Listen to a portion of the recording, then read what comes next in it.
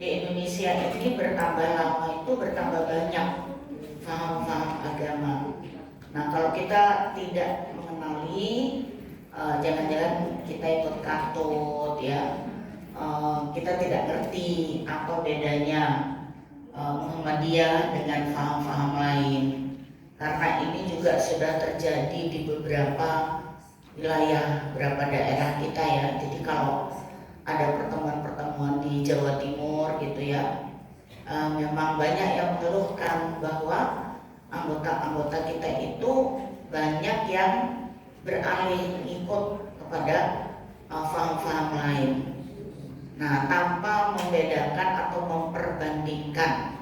Oleh sebab itu kita harus mengenal, kita tahu dan apa sih bedanya dengan Muhammadiyah gitu ya. Nanti kita akan bahas di situ. Jadi ya mudah-mudahan teman-teman kita di Tojen ini solid ya, tidak tidak terpesona oleh banyak-banyak paham dan ikuti paham-paham yang lain. Nah, itulah tujuan kita mempelajari dan juga supaya anak cucu kita itu selamat ya. Jadi tidak ikut macam-macam, apalagi Malang ini kan beberapa kali muncul aliran-aliran yang dianggap sesat oleh MUI, itu banyak yang dari Malang gitu ya.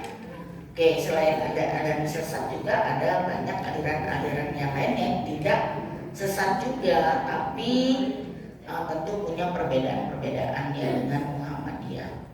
Oke, Ibu sekalian, dalam suatu hadis di sini dikatakan bahwa wa inna bani Israel, semuanya bani Israel itu tafarraqat ala isnataini wa sab'ina billah, terpecah belah dalam 72 golongan. Wa taftariqu ummati, dan umatku itu maksudnya umat Rasulullah yaitu umat Islam terpecah ala salasi wa sab'ina billah, 73 golongan. Kulluhum finnar, seluruhnya di neraka, illa millatan wahidah, kecuali satu kelompok saja. Qalu, para sahabat bertanya, wa man hiya ya Rasulullah, siapakah itu wahai Rasulullah? Qala ma ana alaihi wa ashabi, yaitu yang mengikuti aku dan para sahabatku. Ya, di sini ya. Jadi sudah terbukti bahwa Bani Israel itu pecahnya banyak ya. Jadi Yahudi ini pecahnya banyak, walaupun negaranya satu yaitu Israel itu, tapi faham-faham agamanya berpecah banyak. Ya, termasuk juga Kristen, Nasrani. Nah, Nasrani itu lebih yang mengikuti aku dan sahabatku. Jadi ada kedua kelompok aja yang selamat dari 73 golongan itu, ya, yang mengikuti tata cara hidup, tata cara ibadah Rasulullah dan juga para sahabat. Ya, jadi kalau kita ya itu insya Allah Muhammadiyah mengikuti Rasulullah, namanya saja Muhammadiyah. Nah, NU itu banyak mengikuti sahabat, ya kayak gitu ya.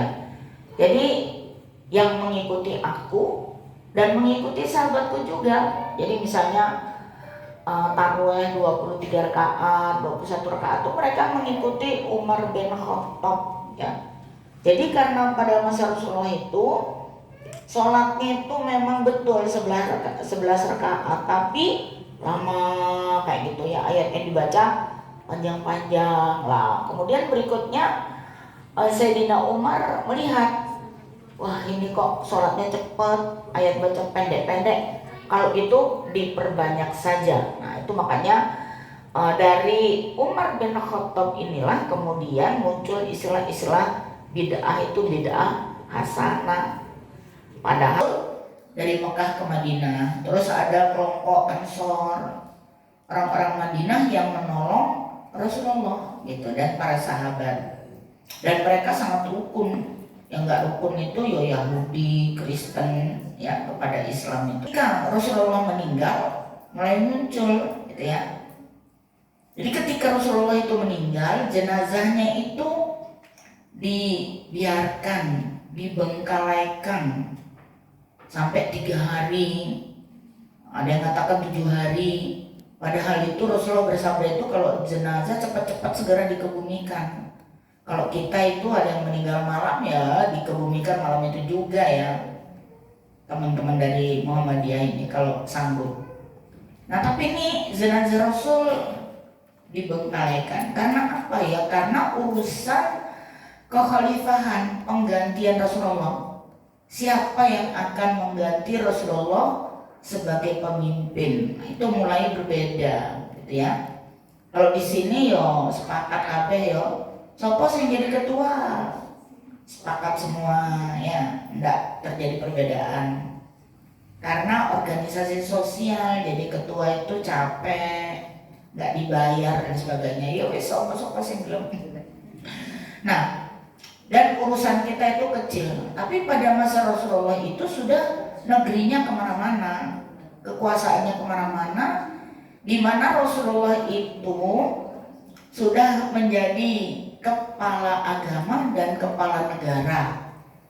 Jadi kalau di Makkah itu Rasulullah hanya menjadi kepala agama, ya. Jadi urusannya urusan agama kayak menteri agama lah ya. Tapi begitu di Madinah Rasulullah sudah menjadi kepala negara. Bahkan beliau itu oleh kalau pakar-pakar politik itu negara modern pertama di dunia pada masa itu.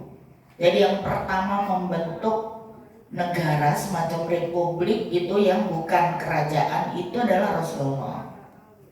Nah, kalau kerajaan-kerajaan semua, kalau dulu di Nusantara juga kerajaan-kerajaan, ya di negeri-negeri lain juga kerajaan-kerajaan, di Persia, Yunani dan sebagainya.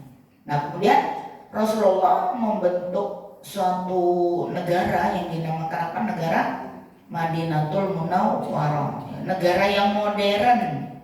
Maksudnya tidak keluar keluarganya, anak cucunya yang berkuasa sebagaimana kerajaan-kerajaan, tapi sudah dibagi ya, ada urusan-urusan, ada urusan mal, ada zakat, ada kemiliteran dan lain sebagainya. Nah, karena urusan negara tentu berat masalahnya. Seperti sekarang presiden, wah urusannya macam-macam. Tapi Indonesia urusannya paling akeh apa Bu? Korupsi, sehingga mari-mari.